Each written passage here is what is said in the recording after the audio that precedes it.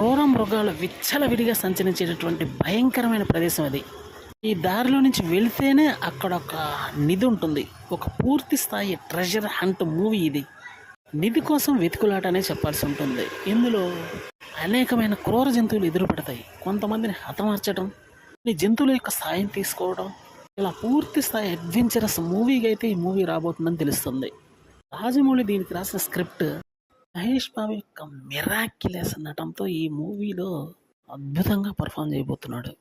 Movie యొక్క release కూడా సంచలనాలతో కూడుతుందనే చెప్పాలి. మరి రిలీజ్ అయితే ఆషామాషిగా ఉండదన్న విషయం తెలియదు కాదు. 50 దేశాల్లో మూవీ రిలీజ్ ఉంటుంది. 15,000 థియేటర్లో ఈ మూవీ ఉంటుంది.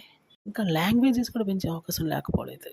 ఎందుకంటే ఒక హాలీవుడ్ మూవీ రిలీజ్ అయితే ఏ విధమైన హడావిడి నడుస్తుందో అంతకు మించి మరి జరగబోతుంది.